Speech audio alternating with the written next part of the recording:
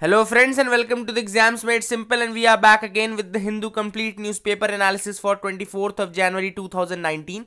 तो 24 जनवरी 2019 का news analysis देखना है. Before we start, one information for you all people that we have released the PDF from August 2018 to October 2018. अगस्त 2018 से अक्टूबर 2018 का पीडीएफ हमने रिलीज कर दिया है. The Hindu PIB, everything is covered in detail in that PDF. Plus उसमें हमने कुछ नए एडवांसमेंट किए, जैसे कि क्वेश्चंस अलग से ऐड किए हमने दोनों मंथ के. विकास पीडिया का करंट अफेयर्स, ये सारे भी हमने इसमें इंक्लूड करने की कोशिश की है. तो you can see the samples भी अपलोडेड है. Link is in the description and comment section मिलो. आप जाके एक बार पीडीएफ देख लीजिए. अगर आपको लगता है आपको सही लगती है then only you should get the PDF. Okay, so let's start with the questions part. Friend, questions देखते हैं आज के. First question is which of the following countries is not a member of BASIC grouping. तो इनमें से कौन सी country है जो कि बेसिक ग्रुपिंग का मेंबर नहीं है? Options are Brazil, Argentina, South Africa या China. Second question is consider the following statements. अब दो स्टेटमेंट दिए, आपको बताना है कौन सा सही कौन सा गलत.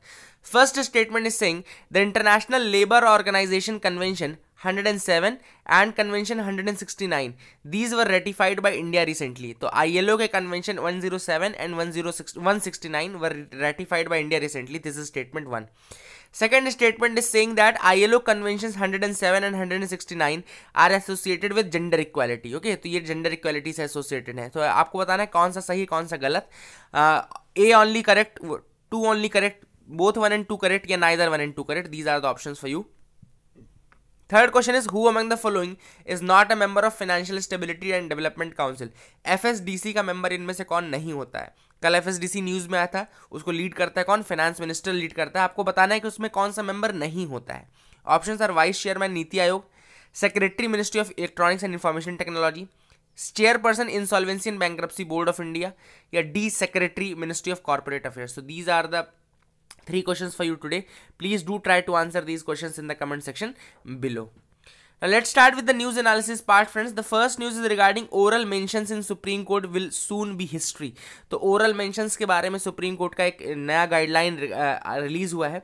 So this new guideline has been released by Supreme Court, जो कि क्या इंश्योर करेगा? This will ensure that urgent cases automatically come up before the bench for hearing within 4 days of their filing.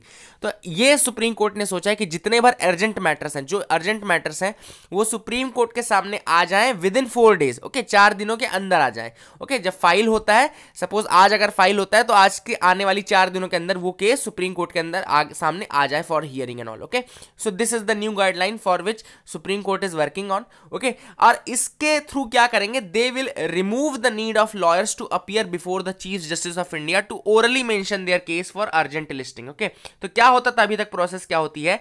The current process is that lawyers आते हैं, अगर कोई important case है, कोई बहुत ज्यादा इंपॉर्टेंट हियरिंग होनी है, तो लॉयर्स जाएंगे, फिर वो क्या करेंगे? ओरल मेंशन करेंगे. They will mention the case orally to the chief justice before the chief justice of India, and तब जाके वो केस हियरिंग के लिए आएगा, अर्जेंट लिस्टिंग में आएगा. बट नाउ सुप्रीम कोर्ट क्या सोच रही है? They want to remove this process of oral mentioning by the lawyers. Lawyers के द्वारा जो ओरल मेंशनिंग होती है इसको रिमूव करना है, और अपने आप ऑटोमेटिकली वो केस जो इंपॉर्टेंट है वो 4 दिनों के अंदर फाइलिंग के सुप्रीम कोर्ट के सामने आ जाए. पहली प्रोसेस में क्या होता था कि लॉयर्स को एक जैसे सारे लॉयर्स एक दूसरे के होड़ में लगे रहते थे कि हमको अपना केस फाइल करना, ये इंपॉर्टेंट है, ज़्यादा इंपॉर्टेंट है. उसमें बहुत सारे क्लैशेस होते थे, टाइम कंज्यूमिंग ज़्यादा था, प्रोसेस बहुत ज़्यादा टाइम कंज्यूमिंग थी. ओके, और ओवर क्राउडिंग हो जा रही थी कोर्ट रूम्स की. The court rooms were over crowded and all. तो जो नए नॉर्म्स हैं वो इसीलिए हैं ताकि ये जो ओवर क्राउडिंग की समस्या, जितने लॉयर्स पहले लगे रहते थे, सामने खड़े रहते थे कि हमको बताना है, हमको ओरल मेंशन करना है, तो वो क्राउडिंग कम होगी, टाइम कम कंज्यूम होगा, उसके बाद हियरिंग में ज़्यादा बेटर तरीके से हो पाएगी.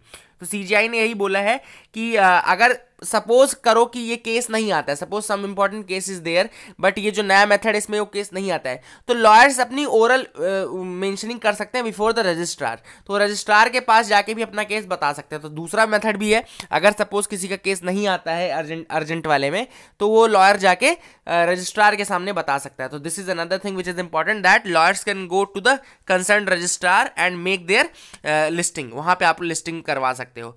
तो यहां पे लिखा गया, देखो, oral mentioning is a convention by which lawyers circumvent the large winding filing procedures. तो ओरल मेंशनिंग क्या प्रोसीजर था बेसिकली अभी तक, कि आप एक बार जाके ओरली नरेट कर दो अपना केस, you should narrate the case orally, and if that case is seem to be urgent then उसकी हियरिंग करा दी जाएगी। तो बेसिकली जो फाइलिंग प्रोसीजर्स होते थे उनको सरकमवेंट कर दिया जाता था। बट इसमें भी बहुत सारी समस्याएं आने लगी थी, जैसे कि ओवर क्राउडिंग की समस्या, हर लॉयर वही जाके बोल रहा है कि हमारा केस इंपॉर्टेंट है। दूसरी कि वहां पे जब ओवर क्राउडिंग हुई तो टाइम भी ज्यादा लगने लगा, क्योंकि भाई अब किसके सुने, तुम्हारी सुनेगी तुम्हारी सुने, ओके, इस चक्कर में ज्यादा टाइम लगने लगा। तो all these things were there. And ये जो अपील होती है चीफ जस्टिस ऑफ इंडिया के सामने होती है, it is done in front of chief justice of India and he is the court's administrative head. ये तो हमको पता है कि he is the master of the roster and he is the court's administrative head. तो these are the points regarding oral mentioning. अच्छा point है, अच्छी न्यूज आइटम है, इसके बारे में ध्यान रखेगा। और अगर आपके मेंस में क्वेश्चन पूछता है कि रिसेंटली क्या रिफॉर्म्स किए गए हैं अदर देन कोलिजियम, तो कोलिजियम में एक रिफॉर्म होना चाहिए, फिर ये सारी चीज़ें भी आप मेंशन कर सकते हैं कि जितना जुडिशियल प्रोसीजर्स में जो रिफॉर्म है उसके अंतर्गत आप ये भी लिख सकते हो। So that is the thing which you can mention there. Now collegium is the best system, this is what justice Lokur has said. Okay, तो ये एक्स सुप्रीम कोर्ट जज हैं, एक्स सुप्रीम कोर्ट जज जस्टिस मदन बी लोकूर। इन्होंने वैसे बताया कि just ये जो सिस्टम है थोड़ा इसको और ज़्यादा पब्लिक डोमेन में सामने लाना चाहिए, थोड़ा और ट्रांसपेरेंट बनाना चाहिए। It should be made a little bit more transparent, a little bit tweaking is necessary, but collegium is the best system. Justice Lokur का कहना है कि कोलिजियम ही बेस्ट सिस्टम है, क्योंकि ये इंडिपेंडेंस ऑफ जुडिशरी को मेंटेन करता है और it government is the major litigant. हम सबको पता है कि गवर्नमेंट के ही सबसे ज़्यादा केसेस आते हैं, तो आप गवर्नमेंट का इंटरफेरेंस नहीं चाहते हो in the collegium system, you do not want the interference of the government, क्योंकि अगर ये फ्री नहीं रहा, अगर इंडिपेंडेंट नहीं रहा सुप्रीम कोर्ट, तो कहीं ना कहीं फिर उसकी दिक्कत पूरे भारत के सिटीजन्स को झेलनी पड़ेगी अगर वो फियर और फेवर करने लगे तो। Okay, so therefore there should not be an interference by the political masters.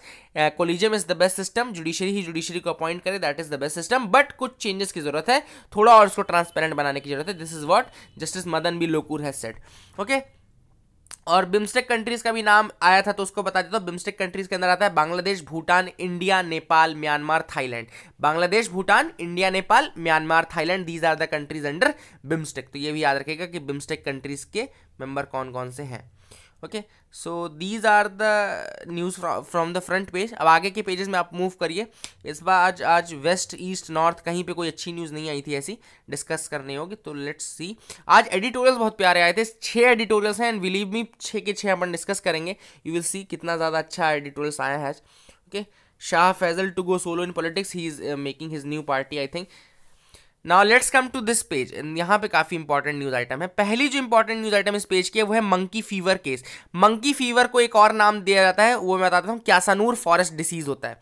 Kyasanur forest disease ये कर्नाटका की एक डिसीज है। ओके, एंड क्यासानूर फॉरेस्ट में स्टार्ट हुई थी। It's a viral disease transmitted to humans through a species of ticks. Okay, तो Kyasanur forest disease जो है वो एक टिक्स के थ्रू होती है और ये वायरल डिसीज है। It's a viral disease, that is another fact which is important. Kyasanur forest disease is a viral disease and it is transmitted to humans through species of ticks, and इसी को बोलते हैं monkey fever. क्यों बोलते हैं? क्योंकि सबसे पहले जब ये केस आया तो ये आया मंकीज में। ओके, तो ये सबसे पहले मंकीज में देखा गया, therefore it is also known as monkey fever या क्यासानूर फॉरेस्ट डिसीज। ये बहुत ज्यादा इंपॉर्टेंट नाम है और इसका भी केस जो है वायनाड में मिला है। तो Wayanad is a location in Kerala, ये याद रखेगा कि वायनाड केरला में है। Okay, Now ISRO to launch satellite military satellite today। Okay, तो मिलिट्री सैटेलाइट लॉन्च की जाएगी, नाम है माइक्रोसैट आर। तो अगर आपसे पहला फैक्ट तो ये हो गया कि माइक्रोसैट आर किसके लिए है, तो माइक्रोसैट आर जो है वो मिलिट्री सैटेलाइट है। It's a military satellite and PSLV C-44 में जाएगा, PSLV C-44 में। ना इस न्यूज आइटम में सबसे इंपॉर्टेंट चीज जो बताई गई वो ये है कि एक नया वेरिएंट बनाया गया है PSLV का एक नया वेरिएंट बनाया गया जो कि इसको लॉन्च कर रहा है। उसका नाम है PSLV DL। यहां पे आपको दिख रहा होगा, a new variant having 2 strap-on boosters called the PSLV DL। Okay, यहाँ PSLV DL के थ्रू इसको किया जाएगा। और D is standing for demonstration, तो PSLV DL में जो D है वो डिमॉन्स्ट्रेशन, तो PSLV demonstration and it's ranges between the older variants. तो जो पुराने वेरिएंट्स हैं उनमें ये रहती है, देखो इसमें 2 लिखा है लेकिन एक्चुअल में PSLV के 3 वेरिएंट होते हैं। ओके, तो PSLV 4 स्टेज के 3 वेरिएंट होते हैं, जैसे कि एक होता है PSLV कोर अलोन CA जिसको बोलते हैं PSLV CA, एक होता है PSLV जेनेरिक और एक होता है PSLV XL। Okay, these are the three ones. जो एक्सेल है वो थोड़ा अपग्रेडेड वर्जन है, PSLV कोर अलोन है, PSLV जेनरिक है एंड PSLV एक्सेल है। तो ये 3 वेरिएंट है और ये जो अब अगला वेरिएंट हमको मिल रहा है वो है PSLV DL, ओके, जिसमें D है फॉर डिमॉन्स्ट्रेशन। तो ये भी याद रखिएगा, PSLV DL से अगर कौन सी पूछे कि PSLV DL वेरिएंट से कौन सी भी सैटेलाइट ऊपर गई थी तो वो है अपनी Microsat R, okay. And polar satellite launch vehicle C-44 is the 46th flight of PSLV, ये 46th फ्लाइट होगी PSLV की। एंड एक नया वेरिएंट PSLV DL है, it will have 2 strap on boosters, okay, 2 booster रहेंगे इसमें। श्रीहरिकोटा से ये लॉन्च होगा, श्रीहरिकोटा याद रखिएगा। एंड माइक्रोसैट R के बारे में बता दूं, it's 100 kilogram class military imaging satellite, okay. तो 100 किलोग्राम की मिलिट्री इमेजिंग सैटेलाइट, इमेजिंग मतलब इमेजेस एंड ऑल, तो मिलिट्री इमेजिंग सैटेलाइट है। एंड सबसे इंपॉर्टेंट बात यह है कि ये जो लॉन्च की जा रही है ये 277 किलोमीटर पोलर ऑर्बिट पे रहेगी, okay, launch into 277 kilometre polar orbit, ये बहुत इंपॉर्टेंट फैक्ट है। एंड ये जो ऑर्बिट है 277 किलोमीटर का, ये लोएस्ट ऑर्बिट है where the PSLV has ever released satellite, okay. ये सबसे नीचे रहेगी, 277 किलोमीटर पे रहेगी ये। एंड माइक्रोसैट R जो है वो 100 किलोग्राम की मिलिट्री इमेजिंग सैटेलाइट, ओके, तो मिलिट्री इमेजिंग सैटेलाइट है। तो this is another fact which is important. And Kalam set के बारे में था, तो it's a nano satellite weighing 1.2 kg with a life span of 2 month, okay. तो ये याद रखिएगा, कलाम सेट जो है वो एक नैनो सैटेलाइट है एंड उसका वेट जो है 1.2 किलोग्राम है with a life span of 2 month, जो लाइफ स्पैन रहेगा वो 2 महीनों का रहेगा इसका, ओके। तो इसरो इसको लॉन्च करेगा। एंड यहाँ पे 130 किलोग्राम लिखा हुआ है, यहाँ पे उन्होंने लिख दिया 100 किलोग्राम, तो 100 किलोमीटर क्लास है, okay. So it's 100 kilometre class, लेकिन जो एक्चुअल वेट है उसका वो 130 किलोग्राम है, ओके। तो जो सैटेलाइट का वेट है 130 किलोग्राम है, so that is the thing. 100 kilogram class थी, दैट इज गुड, ओके। सो याद रखिएगा 277 किलोमीटर के आसपास का ऑर्बिट रहेगा जहाँ पे इसको सेटअप किया जाएगा, ओके। माइक्रोसैट R इसका नाम है एंड इसरो द्वारा है। एंड DRDO की कुछ लेबोरेटरीज ने इसको बनाया है, that is another fact which is important. DRDO की कुछ लैब्स ने इसको बनाया है। और जो मैंने आपको DL वेरिएंट बताया, डिमॉन्स्ट्रेशन वेरिएंट, तो वो भी याद रखिएगा। इसके अलावा कोर अलोन, जेनरिक और एक्सेल वेरिएंट होते हैं, वो भी हमने डिस्कस कर लिया। तो ये प्रधानमंत्री ने म्यूजियम रिलीज़ किया है रेड फोर्ट कॉम्प्लेक्स में, जहाँ पे पूरा स्वतंत्रता 1857, सुभाष चंद्र बोस, इन सब के बारे में बताया गया है। तो जलियांवाला बाग, सुभाष चंद्र बोस, और इनके लिए म्यूजियम रिलीज किया गया है कहाँ पे, आपका रेड फोर्ट कॉम्प्लेक्स में। सो that is another fact.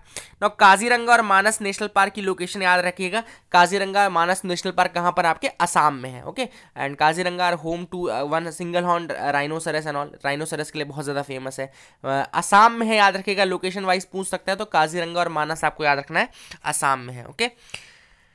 Now next news item is India conducts largest coastal security drill। India ने अपनी लार्जेस्ट कोस्टल सिक्योरिटी ड्रिल की है जिसका नाम है सी विजिल। ये सी विजिल नहीं है, ये SEA वाला विजिल है, सी, ओके। सो एक नॉर्मल सी जो सी फॉर कंट्री वाला जो सी होता है वो विजिल था, वो इलेक्शन कमीशन का था। Now this is SEA, sea यानी समुद्र सागर, and Sea Vigil, this is the largest coastal defence drill. याद रखिएगा, लार्जेस्ट कोस्टल डिफेंस ड्रिल हुआ है ये। And this exercise to test preparedness along the entire 7516.6 kilometre long coast line, okay. तो याद रखिएगा ये जो सी विजिल एक्सरसाइज हुई है, एंड ये बिल्कुल ये डिफरेंस याद रखेगा। एक जो नॉर्मल सी विजिल है वो है इलेक्शन कमीशन का, वो है इलेक्शन कमीशन के लिए है, and this is SEA sea vigil. And ये जो है आपका प्रिपेयर्डनेस देख रही है, मिलिट्री, ये नेवल प्रिपेयर्डनेस देख रही है for the 7516.6 kilometre long coast line. Longest coast line किस कंट्री की, ये आपको बताना है। This is a question for you people, longest coast line किस कंट्री की है, okay. So please do tell me that. Sea vigil का याद रखिएगा, it's India's largest coastal security drill। App to help visually impaired, now this is another good news item. And ये IIT Ropar जो पंजाब में है, IIT रोपर, वहां के बच्चों ने एक एंड्रॉइड ऐप बनाया है नेम्ड रोशनी।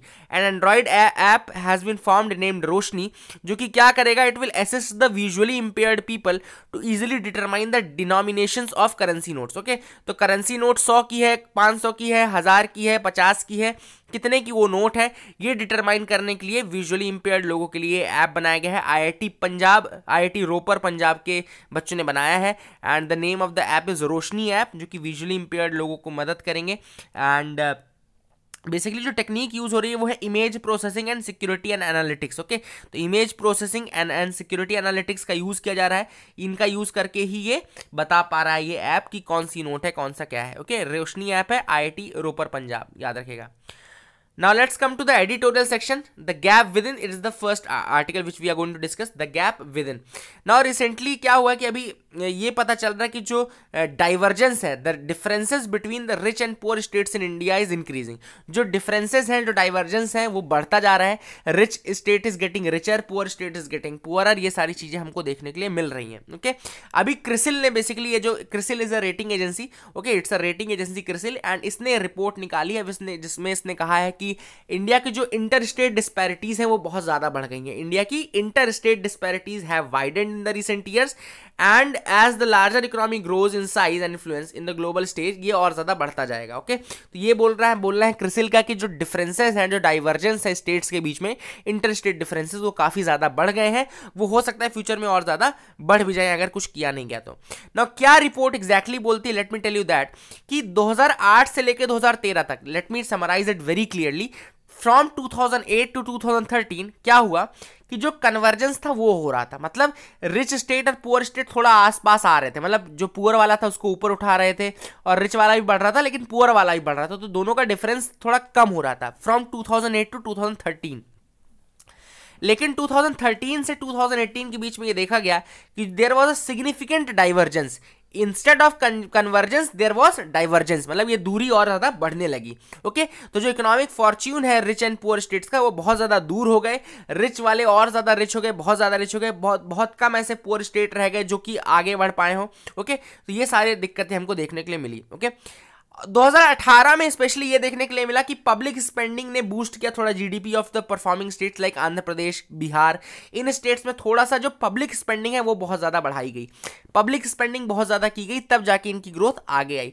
बट इससे हुआ ये कि उनका फिस्कल डेफिसिट बहुत ज़्यादा बढ़ गया। देखो, पब्लिक स्पेंडिंग अगर होगी तो गवर्नमेंट के पास पैसा कहाँ से आएगा? गवर्नमेंट कहीं ना कहीं से लोन लेगी, चाहे वो ईसीबी करे, एक्सटर्नल कमर्शियल बोरोइंग करे, चाहे कुछ और करे, but they have to borrow the money, and when they will borrow the money, fiscal deficit तो बोरोइंग मनी का ही होता है। फिस्कल डेफिसिट का मतलब ही होता है मनी बोरोड। ओके, तो जितना ज्यादा आप पैसा बोरो करोगे उतना ज्यादा आपका फिस्कल डेफिसिट बढ़ेगा, your fiscal deficit will increase. तो वही चीज बोली जा रही है कि जो डबल डिजिट के स्टेट्स हैं, जो डबल डिजिट ग्रोथ शो कर रहे हैं, it is because of the public spending, and वो पब्लिक स्पेंडिंग के चक्कर में क्या हो रहा है कि उनका फिस्कल डेफिसिट बहुत ज्यादा इंक्रीज हो रहा है।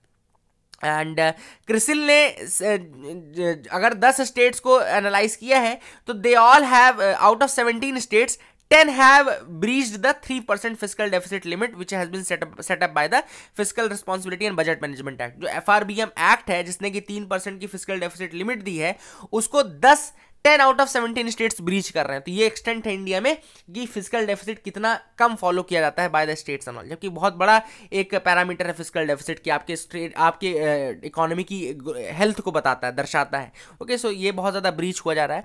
तो ये आपको याद रखना है कि कन्वर्जेंस जो था वो 8 से 13 तक हुआ, बट 13 के बाद 18 तक हमने देखा कि डाइवर्जेंस हुआ। देन पब्लिक स्पेंडिंग के कारण कुछ स्टेट्स ने ग्रोथ ज़्यादा पिकअप की, बट वो पब्लिक स्पेंडिंग के चक्कर में क्या हो रहा है कि फिस्कल डेफिसिट बहुत ज़्यादा इंक्रीज हो रहा है, और क्रिसिल रिपोर्ट का आप इसमें जिक्र करके थोड़ा बता सकते हैं। ओके, एंड सोल्यूशन क्या ऑफर कर रहे हैं एडिटोरियल में, what are the solutions for this divergence, कैसे आप इस डाइवर्जेंस को रिड्यूस कर सकते हैं। First thing is that strengthening the state level institutions which is measured by their ability to uphold the rule of law. Okay, तो strengthen करना है आपको जो स्टेट लेवल इंस्टीट्यूशंस हैं। हर जिस स्टेट में भी ऐसी चीजें हो रही हैं कि जहां पे भी ब्रीच हो रहा है, जहां पे भी थ्रेशोल्ड मिस किए जा रहे हैं, वहां पे आप क्या करो, थोड़ा इंस्टीट्यूशंस को और ज्यादा स्ट्रेंथन करो, वहां के इंस्टीट्यूशंस को और ज्यादा ऑटोनॉमी प्रोवाइड करो, प्लस उनको ये मेक श्योर करो कि सर्वेलेंस अच्छे से हो रहा है, मॉनिटरिंग हो रही है और सारे कामकाज सही से चल रहे हैं। Second thing is that you should create a free competitive marketplace for business to thrive। Okay, create a free competitive market, मतलब एक कोई इंटरफेरेंस मत रखो, लेजस फेयर टाइप का सिस्टम रखो जहाँ पे फ्री कॉम्पिटिटिव मार्केट रहे, मार्केट के फोर्सेस ही डिटरमाइन करें प्राइजेस को, और वहाँ पे ऐसा कोई सिस्टम प्रोवाइड करो। Then improve the quality of public spending, public spending की क्वालिटी इंप्रूव करो। क्वालिटी इंप्रूव करो मतलब कि वो रिटर्न्स भी प्रोवाइड करे, आपको थोड़ा रिटर्न्स भी मिले उसके। ऐसे नहीं हो कि पैसा लग भर रहा है, आपने कहीं से उधार ले लिया, आपने उस पैसे को लगा दिया, बट वो पैसा दोबारा नहीं आपको मिल रहा है। ओके, रिटर्न भी होना चाहिए। तो improve the quality of public spending, these are the solutions. Second article is on EVM. EVM के ऊपर ये आर्टिकल लिखा गया है और ऑथर का ये कहना है कि EVM are the best and उनको मैनिपुलेट करना इतना कठिन नहीं है। बस आपको ये स्ट्रेंथन करना है कि वो सिस्टम मेंटेन रहे। ऑथर का ये व्यू पॉइंट है कि ईवीएम सही चीज़ है और आपको ये मेंटेन मेक श्योर करना है कि और ज़्यादा ये इंप्रूवमेंट लाए जाएँ इसके अंदर। तो why EVMs can not be hacked और why EVMs are tamper proof, इसके लिए कुछ चीज़ें ऑथर ने बताई हैं। First thing is that EVM software जो होता है वो वन टाइम प्रोग्रामेबल चिप में लिखा होता है, मतलब आप उसको दोबारा प्रोग्रामिंग नहीं कर सकते। तो आप कैसे बोल सकते हो कि आप उसको हैक कर लोगे? मतलब ईवीएम सॉफ्टवेयर जो लिखा रहता है वो वन टाइम प्रोग्रामेबल चिप में लिखा रहता है, मतलब अगर आप दूसरी बार उसको नहीं उसके ऊपर कुछ और राइट कर सकते हो। Second thing is that EVMs are stand alone machines and are not networked. वो स्टैंड अलोन मशीन होती है, वो नेटवर्क्ड नहीं होती हैं। जब नेटवर्किंग नहीं रहेगी तो किस तरीके से हैक करोगे? Third thing is that there is a lack of frequency receiver, wireless decoder, ये सारी चीजें उसमें नहीं लगी रहती हैं, तो वो कैसे कम्युनिकेट करेगा एक्सटर्नली? तो these are the reasons given by the author. Very good articles और बहुत अच्छे रीजंस हैं, बहुत प्यारे रीजंस हैं, इनको जरूर याद रखेगा। ईवीएम के सपोर्ट में अगर आपको आंसर लिखने के लिए आता है तो इससे अच्छे पॉइंट आपको दोबारा नहीं मिलेंगे। पहले दोबारा रिपीट कर देता हूं। The software is written on a single one time programmable chip, मतलब आप दोबारा उसको प्रोग्रामिंग नहीं कर सकते हो। तो अगर देखो हैकिंग किसी चीज़ की करनी है तो दोबारा थोड़ा प्रोग्रामिंग तो करनी पड़ेगी ना, तो अगर वन टाइम प्रोग्रामेबल चिप है तो मतलब आप दोबारा नहीं कर सकते। सेकंड रीजन क्या ऑथर का देता है कि स्टैंड अलोन मशीन्स होती हैं, दे आर नॉट नेटवर्क्ड। थर्ड कि उसमें कोई फ्रीक्वेंसी रिसीवर, वायरलेस डिकोडर या कम्युनिकेशन करने का सिस्टम नहीं होता है कि एक्सटर्नली कम्युनिकेट कर सके। फोर्थ जो ऑथर ने बोला है वो है कि there are newly deployed machine जो कि सेल्फ डायग्नोस्टिक्स करती हैं। सेल्फ डायग्नोस्टिक्स का प्रोसीजर भी रहता है और वहां से टेम्पर प्रूफ बनती है। सेल्फ डायग्नोस्टिक मतलब खुद की खुद डायग्नोसिस कर लेते हैं वो लोग। Then rigorous checks at various levels, बहुत सारे लेवल्स पे चेकिंग होती है। फॉर एग्जांपल इलेक्शंस में ही जैसे हम लोग की ड्यूटी लगी रहती थी तो लगभग 4-5 टीयर्स आर देयर, 4-5 टीयर्स में उसकी चेकिंग होती है। पहले कमिश्निंग होती है, देन आपका रैंडमाइजेशन, देन सीलिंग। ये सारी सीलिंग भी एक प्रोसेस है। सीलिंग मतलब कि वो मशीन को चेक करके उसमें सील लगा दिया जाता है, ओके, उसको सील कर दिया जाता है एंड फाइनली वो on the day of election ही वो सील ओपन होती है। तो ये पूरा जो चीज़ें हैं वो इसके थ्रू होता है, ओके। तो ये सारी बातें की जाती हैं। So these things are there जो कि ये बताती हैं कि जो उसको टेम्परिंग है वो बहुत ज़्यादा कठिन है, उसकी टेम्परिंग एक तरीके से पॉसिबल ही नहीं है, टेम्पर प्रूफ है। और ऑथर का ये भी कहना है कि वीवीपैट के आने के बाद जो वेरीफाइबिलिटी वाला पॉइंट था वो भी क्लियर हो गया। जैसे कि मैंने अभी 1-2 दिन पहले एक आर्टिकल डिस्कस किया था कि there are 3 pillars of free and fair elections, verifiability उसमें से एक था कि मतलब आपको ये पता है कि आपने जो वोट डाला वो सही जगह गया कि नहीं। तो पहले ईवीएम्स वेरीफाइबल नहीं थे, मतलब आपको बटन दबानी थी, आपको पता नहीं चल रहा था कि वोट कहाँ जा रहा है। बट नाउ वीवीपैट में आने के बाद उसमें जो ट्रेल आता है, पेपर ऑडिट आता है कि मतलब आपने जिसको वोट डाला उसी का स्क्रीन में आपको एक छोटा सा पेपर का टुकड़ा भी दिखेगा। तो वो चीज़ आने के बाद और ज़्यादा क्रेडिबिलिटी ईवीएम की बढ़ गई है, ओके। एंड पहले जो बूथ में जब बूथ लेवल पे मतपत्र और इन सब का यूज़ किया जाता था तो बहुत सारी दिक्कतें थी, जैसे कि rigging, booth capturing, ballot stuffing, ये सारी चीज़ें हो जाती थी। तो उन चीज़ों से तो एटलीस्ट ईवीएम ने बचाया है। So these are the things which have been discussed by the article. बहुत अच्छा आर्टिकल था, ये सारे पॉइंट ध्यान रखिएगा। और ईवीएम्स के सपोर्ट में अगर आपको लिखने के लिए आता है तो इससे अच्छे पॉइंट आपको नहीं मिलेंगे। This is what I am saying, okay. Now let's come to the third article, a reckless experiment. Basically this is on the human germline gene editing technique experiment जो कि अभी रिसेंटली चाइना में किया, हे जियुनकाई ने किया, ओके। ही Jiankui ने किया experiment. And gene editing technique का जो यूज़ किया जाता है वो क्रिस्पर कैस9 से किया जाता है। क्रिस्पर कैस9 एक एंजाइम है जो कि डीएनए को वहाँ पे काटने के लिए और ये एडिट करने के लिए यूज़ किया जाता है, okay. CRISPR Cas9 is the gene editing technique which is used, okay, ये याद रखिएगा। नाउ बैकग्राउंड इस आर्टिकल का यही है कि जो चाइनीज साइंटिस्ट था ही जियानकुई, उन्होंने world's first gene edited babies बना दी हैं। वर्ल्ड की पहली जीन एडिटेड बेबीज किसने बनाई है? ही जियानकुई ने बनाई है। एंड उसने ये कहा कि जब उससे पूछा गया कि आपने क्यों बनाया, तो in his experiment he sought to immunize pair of twins from HIV. उन्होंने वो एक पेयर ऑफ ट्विंस थे, उसको एचआईवी से बचाने के लिए उसने ये चीज़ बनाई थी। And he did this by a gene called CCR5। उसने जो किया ये चीज़, वो एक जीन का यूज़ किया, CCR5 का यूज़ किया, ओके। नाउ चाइनीज अथॉरिटीज़ और इन सब का कहना ये है, बहुत सारे लोगों का कहना, इनफैक्ट ग्लोबल ऑर्डर में ये कहना है कि ही जियानकुई ने he has violated both the law as well as ethics. तो मैंने कल भी आपको बोला था कि ये एथिकल वायलेशन एक तरीके से है। और अपन कुछ पॉइंट देखते हैं कि क्या है। नाउ क्यों एथिकल कंसेंसस, क्यों ये एथिकल कंसेंसस ब्रेक कर रहे हैं, क्यों ये एथिकल वायलेशन है? सबसे पहले तो ये है कि जर्म लाइन जो एडिटिंग है, जो आप जीन की या जर्म लाइन एडिटिंग कहते हैं उसको, जीन एडिटिंग को जर्म लाइन एडिटिंग कहते हैं। तो जब आप जर्म लाइन एडिटिंग करते हो या जीन एडिटिंग करते हो, then we do not know enough about the germ line finding, कि हमको पता क्या क्या चलेगा। देखो ये एक एथिकल वायलेशन है कि आपको ये ही नहीं पता है, प्रॉपर इंफॉर्मेशन नहीं पता है कि आपको क्या क्या इंफॉर्मेशन मिलेगी जब आप वो एडिटिंग करोगे, एंड क्या फाइंडिंग्स आपको हो सकती है। ओके, क्या दिक्कतें होंगी, उसके बाद क्या समस्या आएगी। Okay, what are the problems. आपने एडिटिंग तो कर दी, लेकिन आपको प्रॉपर क्या पता है कि इस एडिटिंग के बाद और दूसरे रिपरकशंस क्या होंगे। फॉर एग्जाम्पल, सपोज आपने बोला कि ठीक है हमको एड्स ठीक करना था, HIV ठीक करनी थी, या इसलिए हमने एडिटिंग की, बट उस एडिटिंग से सपोज एड्स तो ठीक हो रहा है, लेकिन अगर कोई दूसरी समस्या उसमें आ गई तो फिर कौन उसके लिए रिस्पॉन्सिबल होगा। ये इंफॉर्मेशन जब आपको प्रॉपर नहीं है तो how can you do all these things, आप किस तरीके से ये कर सकते हो। नाउ साइंटिस्ट क्यों अपोज्ड हैं जीन एडिटिंग इन एम्ब्रियोज में? बिकॉज क्या पता चला है कि जब टेक्नोलॉजिकल इंटरवेंशन होता है in the embryos, when there are technological interventions in the embryos, then what happens is that it results in unintended mutations. जैसा कि मैंने ऊपर बताया कि अनइंटेंडेड म्यूटेशन मतलब जो चीज आप नहीं चाहोगे वो भी चेंज होना शुरू हो जाएगी। जब आप जीन एडिटिंग करोगे या इस तरह से इंटरफेयर करोगे, टेक्नोलॉजिकल इंटरफेरेंस करोगे in the genes and all, तो अनइंटेंडेड म्यूटेशंस होंगे।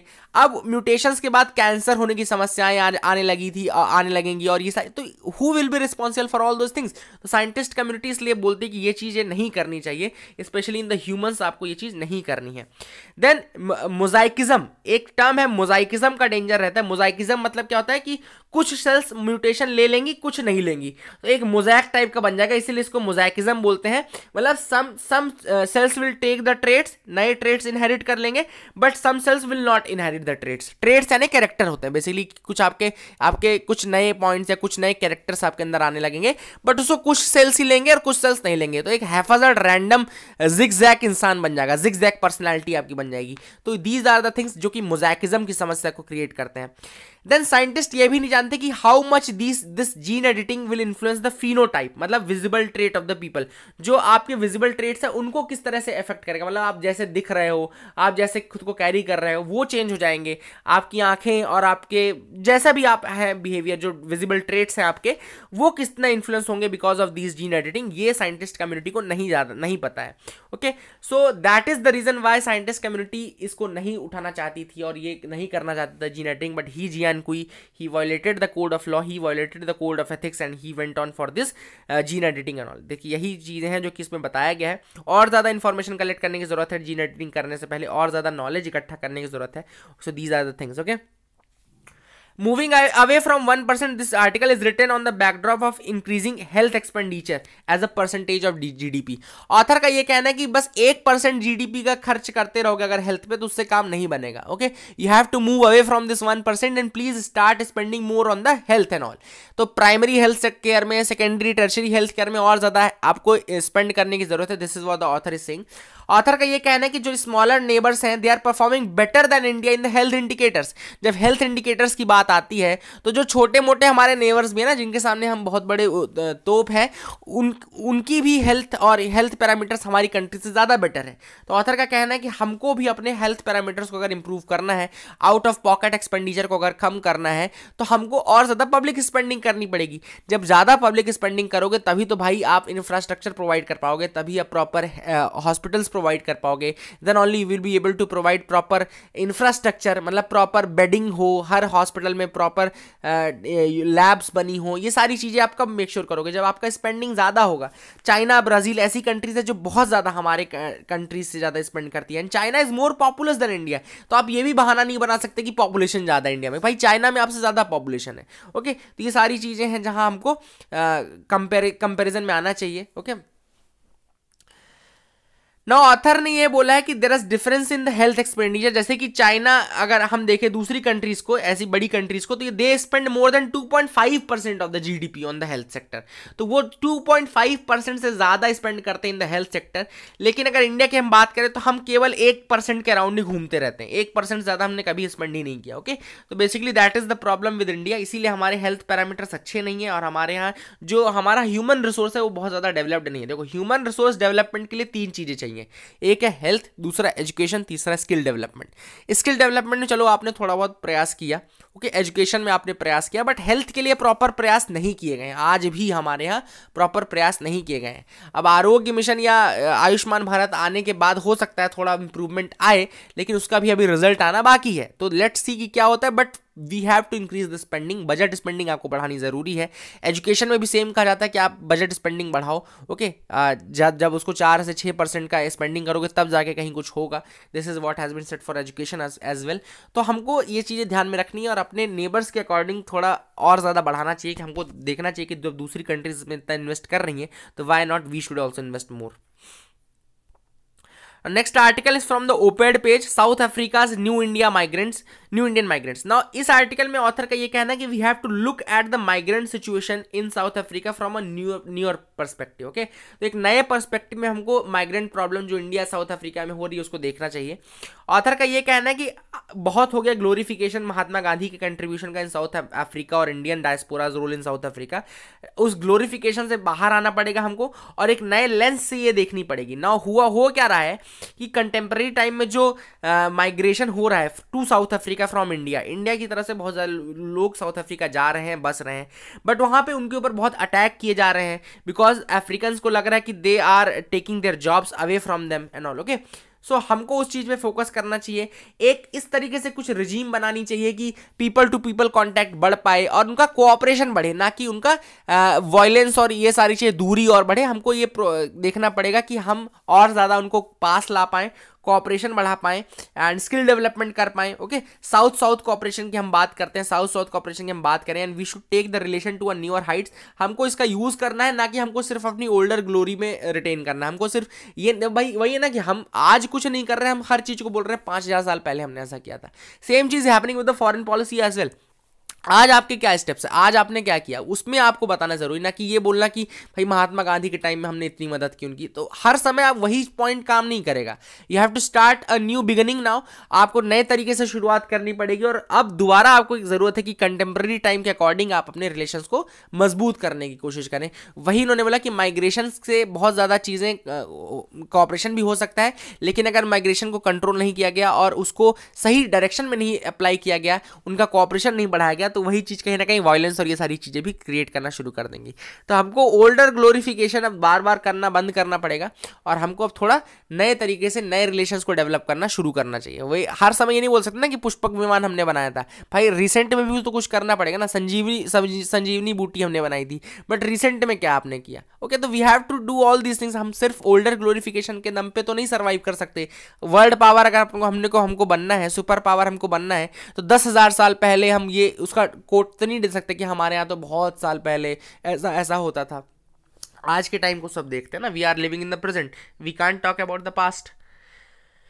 Now let's come to the next article, that is hard power imperative. Hard power imperative बहुत अच्छा आर्टिकल था basically. Now this is on the need to modernize Indian armed forces and strengthening India's hard power. तो इसमें author ने hard power को strengthen करने की बात की। देखो there are two types of power from a country's perspective. एक होती है हार्ड पावर जो आपकी मिलिट्री डिफेंस और इन सब के लिए होती है, एक होती है सॉफ्ट पावर जो आपका कल्चर ट्रेडिशन इन सब की वैल्यू को बढ़ाता है। ऑथर ने कहा है कि कल्चरल पावर, ये soft power is important, no doubt about that, ये सब इंपॉर्टेंट है, but hard power is equally important. You can not replace hard power with the softer power. जब हमने पहले देखो, अगर मैं आपको जवाहरलाल नेहरू जी का एग्जांपल दूं, तो उस टाइम पे क्या हुआ कि हमने कहीं ना कहीं सॉफ्ट पावर पे ही रिटेन ज्यादा किया था। उस समय जब हमने सॉफ्ट पावर पे किया, हिंदी चीनी भाई भाई किया, तो हमारे ऊपर अटैक हो गया। देन जवाहरलाल नेहरू जी को भी ये समझ में आया, उसके बाद आने वाले प्राइम मिनिस्टर्स को भी ये समझ में आ गया कि हार्ड पावर के बिना कुछ और नहीं किया जाता, इसलिए डिफेंस स्पेंडिंग बढ़ाई गई, सब कुछ हुआ। 1962 के बाद हमने बहुत ज़्यादा डिफेंस में खर्चा करना शुरू किया। तो soft power is necessary, soft power की अपनी अलग वैल्यू है। फॉर एग्जाम्पल नैम जो है, जो नॉन अलाइंड मूवमेंट था, वो सॉफ्ट पावर का रिप्रेजेंटेशन है। तो soft power is also very important, जो कि नाम आज भी रिलेवेंट है। तो ये हम देख सकते हैं कि सॉफ्ट पावर का रिलेवेंस है खुद में, बट हार्ड पावर को आप रिप्लेस नहीं कर सकते थ्रू सॉफ्ट पावर, क्योंकि अगर आप रिप्लेस करते हो तो दूसरी कंट्रीज आपको बेवकूफ समझती हैं और फिर उनको ये लगता है कि अरे इनके पास कोई पावर नहीं है, इनके ऊपर तो जब चाहे तब अटैक कर सकते हैं। तो दैट इज द थिंग जहां हमको उससे बचना चाहिए। तो हार्ड पावर में भी हमको इन्वेस्ट करना जरूरी है। तो वही ऑथर ने एग्जांपल दिया कि अमेरिका जहां पे एक तरफ एग्रीकल्चरल वॉरफेयर पे बढ़ गया है, मतलब एग्रीकल्चरल वॉरफेयर के लेवल तक चला गया है अमेरिका, मतलब इतना ज़्यादा डेवलपमेंट हो गया है कि they can send GM viruses now, GM viruses वो छोड़ सकते हैं एग्रीकल्चरल वॉरफेयर। और इसमें उनका प्रोजेक्ट है प्रोजेक्ट इंसेक्ट एलाइज। ओके, तो ये वहां का प्रोजेक्ट है, यूएसए का प्रोजेक्ट है प्रोजेक्ट इंसेक्ट एलाइज, तो ये नाम याद रखिएगा, प्रोजेक्ट इंसेक्ट एलाइज। वहीं दूसरी तरफ साइबर वॉरफेयर इतना ज़्यादा बढ़ गया है, और हम जो है वो अभी भी हम यही सोच रहे हैं कि तेजस को और इंप्रूव कर दें और राफेल को और ज़्यादा इंप्रूव कर दें, राफेल को ला लें और उसमें 13 इन्हेंसमेंट कर लें। तो हम अभी भी पीछे हैं कहीं ना कहीं, दूसरी कंट्रीज एग्रीकल्चरल वॉरफेयर और न जाने केमिकल वॉरफेयर और यहाँ पे आपके साइबर वॉरफेयर के फ्रंट में लड़ रही हैं, और हम अभी भी ये सोच रहे हैं कि यहाँ पे इनको इंप्रूव करते रहें। तो हमको हर फील्ड में हार्ड पावर को इंप्रूव करना है। तो ये ऑथर का सजेशन ये है। And the author highlights that the military power of China, which has moved away from reverse engineering to developing its own military hardware। तो ऑथर का कहना है कि पहले चाइना रिवर्स इंजीनियरिंग करता था, मतलब कहीं कोई चीज बन गई तो उसको रिवर्स इंजीनियरिंग करके देख लिया कि कैसे बन रही है, फिर वो चीज बनाने लगे। But now China has moved away from that and now they are creating their own hardware, वो खुद का हार्डवेयर बना रहे हैं। तो वही चीज इंडिया को भी करनी जरूरी है, इंडिया को भी ऐसे करना चाहिए। प्लस चाइना पाकिस्तान के साथ काफी ज्यादा दोस्ती बढ़ा रहा है और बहुत ज्यादा उनमें इन्वेस्ट करवा रहा है, तो हमको चाहिए कि हम भी अपने खुद कुछ नए रिलेशन इस तरह के डेवलप करें, प्लस खुद हम अपने कंट्री में डेवलपमेंट शुरू कर दें इन सब चीजों का। तो ये ऑथर का कहना है। Now there are 2 suggestions given by author. First is that budget को इंप्रूव करो for military hardware, military hardware के लिए थोड़ा बजट को बढ़ाओ। सेकंड इज दैट आर&डी में थोड़ा इन्वेस्ट करो, आर&डी में इन्वेस्ट करोगे तब जाके थोड़ा इंप्रूवमेंट होगा। ओके, आपका आर&डी बहुत ज़्यादा स्टैटिक है, जो रिसर्च एंड डेवलपमेंट है बहुत ज़्यादा स्टैटिक चल रहा है, तो उसमें आपको डेवलपमेंट करना जरूरी है, तो नई चीज़ें बनाओ। Okay, these are the suggestion given by the author. Good article, overall आपको समझ में आ गया होगा। Now let's come to the next article. क्या इंपॉर्टेंट है, कर्मपा के बारे में था। तो कर्मपा क्या होता है, बेसिकली तिब्बतन बुद्धिज्म के 3-4 स्कूल हैं। ओके, काग्युपा, गेलुकपा, ये सारे स्कूल्स ऑफ तिब्बतन बुद्धिज्म है, और 4 स्कूल्स हैं। You have to tell me which are the 4 schools. उसमें जो कर्मपा है वो कर्मा काग्यू स्कूल का हेड होता है, कर्मा काग्यू स्कूल होता है एक कर्मा काग्यू स्कूल, उस काग्यू स्कूल का हेड होता है कौन, कर्मपा हेड होता है। नाउ हुआ क्या कि ये त्रिनले दोरजी जो है ये कर्मपा है, ओके, कर्मा काग्यू स्कूल के, and he went to Dominica and took their passport. Okay, तो डोमिनिका का पासपोर्ट एक्वायर कर लिया, इसके कारण थोड़ा इंडियन डिप्लोमेसी ज़्यादा खुश नहीं थी और तब से इनको वीज़ा नहीं मिला, तो उसी के बारे में है। तो क्वेश्चन बेसिकली ये है कि आपको बताना है कि कौन से 4 स्कूल हैं, दलाई लामा कौन से स्कूल के हैं, ये पूरी मैंने चीज़ें डिस्कस की हुई हैं। ओके, ये सारी चीज़ मैंने डिस्कस भी की हुई है ऑलरेडी, ऐसा नहीं कि मैंने नहीं किया है, therefore I am asking you this question. But याद रखिएगा 4 स्कूल होते हैं बुद्धिज्म के, जो तिब्बतन बुद्धिज्म होता है उसके 4 स्कूल होते हैं। कुछ मैं बता देता हूँ, गेलुकपा होता है, कर्मा काग्यू स्कूल होता है, ओके, और ये स्कूल होते हैं 2 और हैं, 2 बचे हैं, 2 के नाम आप बता दीजिएगा। और कर्मपा जो होता है वो कर्मा काग्यू स्कूल का हेड होता है। ओके, तो ये बेसिकली ये सारे फैक्ट आपको जानने जरूरी है, इसके अलावा कुछ इंपॉर्टेंट नहीं इस न्यूज आइटम में। Okay, now cabinet decides to strengthen the north east autonomous council. तो नॉर्थ ईस्ट ऑटोनॉमस काउंसिल को स्ट्रेंथन करने के लिए एक अमेंडमेंट कैबिनेट ने अप्रूव किया है। ओके, तो वो कैबिनेट अप्रूवमेंट हो गया है उसका। नाउ पहली बात हम ये पहले हम ये बात कर लेते हैं कि देयर आर 2 इंपॉर्टेंट शेड्यूल्स। देखिए, एक शेड्यूल 5 होता है, एक होता है शेड्यूल 6। तो हम अभी जो हम ऑटोनॉमस काउंसिल की बात कर रहे हैं वो 6th शेड्यूल की बात कर रहे हैं।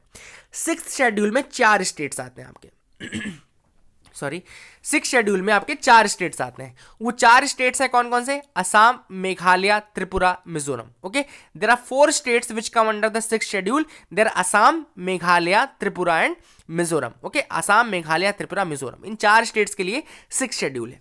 5th शेड्यूल आपका डिफरेंट है, शेड्यूल ट्राइब्स एरियाज के लिए है 5th state other than these 4 states. Okay, जो बाकी के जो स्टेट्स हैं जैसे कि आंध्र प्रदेश, उड़ीसा, ये वाले स्टेट्स हैं उनके लिए 5th शेड्यूल है। बट 6th शेड्यूल जो है आपका असम, मेघालय, त्रिपुरा एंड मिजोरम के लिए। ओके, ये 4 स्टेट्स के लिए। नाउ इस शेड्यूल में ऑटोनॉमस काउंसिल्स बनाने का प्रोविजन है। There are autonomous councils which have been there.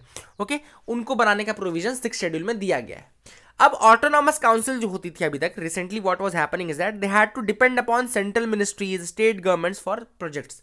अगर कुछ प्रोजेक्ट्स उनको लेने हैं, कुछ उनको काम करना है, तो उनको फंड किसी के ऊपर डिपेंड रहना पड़ता था, सेंट्रल गवर्नमेंट के ऊपर डिपेंड रहना पड़ता था या स्टेट गवर्नमेंट के ग्रांट्स के ऊपर डिपेंड रहना पड़ता था। ओके, तो ये चीज़ें थी बेसिकली। नाउ अब जो है गवर्नमेंट ने क्या अप्रूव किया है अभी रिसेंटली, कुछ अमेंडमेंट्स। ये अमेंडमेंट्स क्या करेगा, basically what will happen is that 1/3 of the seats would be reserve for women in the village and municipal councils. Okay, 6 schedule के जो विलेजेस हैं असम, मिजोरम, मेघालय, त्रिपुरा, इनमें क्या होगा बेसिकली कि वुमेन के लिए 1/3 सीट रिजर्व कर दी जाएगी। Okay, by these proposed amendments.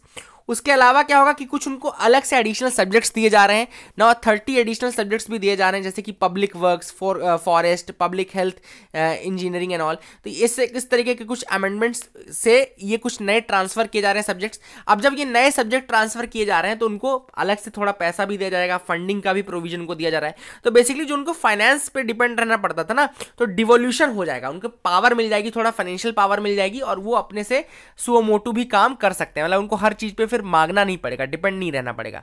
तो अभी हमने बात की ऑटोनॉमस काउंसिल की, 6 शेड्यूल की बात की, 4 स्टेट्स की बात कर ली, असम, मेघालय, मिजोरम, त्रिपुरा, ये 4 स्टेट्स के नाम याद रखिएगा 6 शेड्यूल के।